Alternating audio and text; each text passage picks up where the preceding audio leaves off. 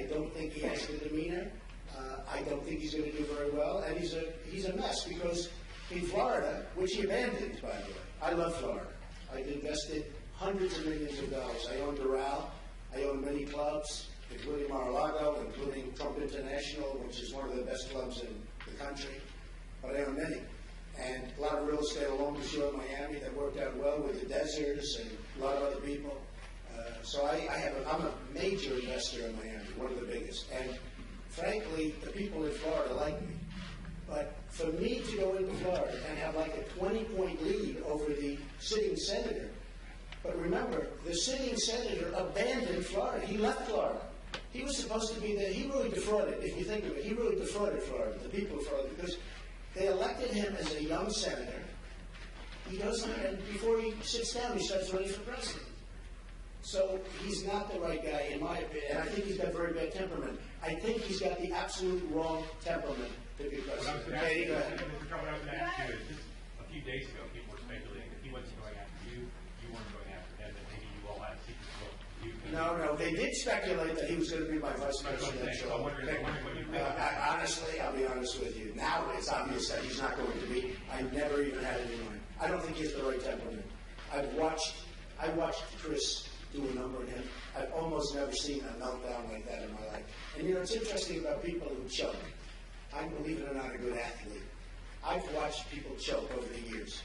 And once a choker, always a choker. It never, ever changes. The guy that misses the kick, misses the kick. When he misses the first one, you got to get rid of him because it doesn't work. Once a choker, always a choker. And that was one of the epic meltdowns. He didn't know where he was. I thought he was going to die. Good going, Chris. Could Governor Christie be a potential running mate? Mr. Trump. Well, I don't want to discuss that, but he's certainly got the talent. We didn't talk about it. We actually did not even talk about it. But he certainly has a lot of talent. Yes, Kate? Mr. Trump, the IRS has said that there's nothing precluding you in its rules from releasing your taxes. I don't want to do it until I have it done. And let me tell you something. Let me tell you something. We talk about establishment. I think it's very unfair that for many, many years I've been audited. I have many, many friends that are very rich people, and they have never been audited. I was with somebody the other day, very rich guy. I said, "How often do you audit?" He said, "Audited." He didn't know what I was talking about.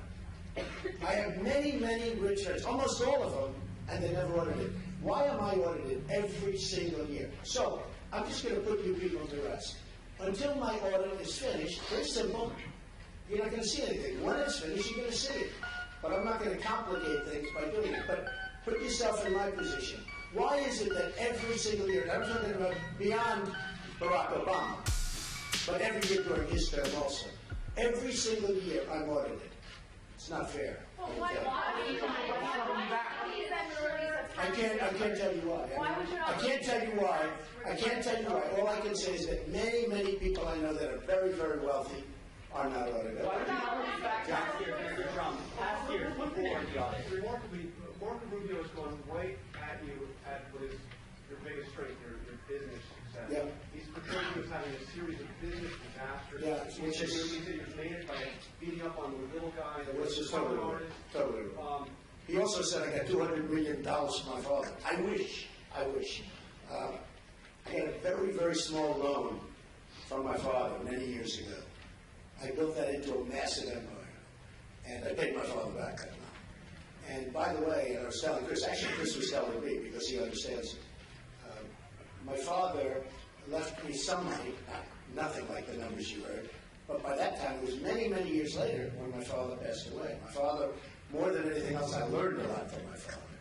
But for this guy, this lightweight, I call him a lightweight because he is a lightweight, to get up and say $200 million. In fact, the first call I got last night was from my sister, and then I got a call from my brother. And they said, "Wow, how does he say that? That's not true." They understand. We're five in the family. And they said, so in other words, anything also would be split up. But she called, she said, "Well, was that untrue?" And it's really a shame. And I'll tell you where they got it. They got it, the New York Times wrote, I call it the failing New York Times because it is a totally failing paper with some really inaccurate reporting, and purposely inaccurate. They go out of their way, and if you try to make a correction prior to the story, they don't want to do it. a statement about it. I don't know where they got it, but I would just tell you the number is wrong by a factor of hundreds, I mean by a fortune. I got a small loan, started a business, and it's now worth billions and billions and billions of dollars. And if I ever wanted to sell the assets I have, Trump Tower, the Bank of America building in San Francisco, big chunk, 1290 Avenue of the Americas, some of the best land in the country, Doral Country Club, Turnberry in Scotland, home of the Open Championship, referred to sometimes as the British Open. My property would sell for numbers like nobody would even believe. I think, among the best properties anywhere in the world. But does it make you rethink your pledge? No, I just think it's really unfair when a guy says, my father gave me $200 million. If you knew Brooklyn, okay, in the early 1980s, and you understand this, Chris, if you knew Brooklyn in the early 1980s and the 1970s, there wasn't $200 million, that I can tell you. And I do have brothers and sisters. But the first call I got was from my sister. And then I got a call from my brother, late at night. And all he wanted to do is say, why are they allowed to say that? Because he's a liar. This guy's a liar. Now, I used to call Ted Cruz a liar. But now I'll also call Marco Rubio. And he actually mentioned some companies. And some of those companies are very successful companies. He said they closed. I sold some. Like for instance, I sold Miss Universe for a lot of money. Got a lot of money for it.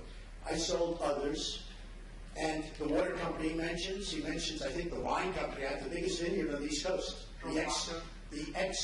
That's having to do with, I make vodka all for my clubs, because I have many clubs. And we make vodka for the clubs. He said it was closed. It's not closed. Does this make you rethink your pledge, though? Because you pledged to endorse the nominee.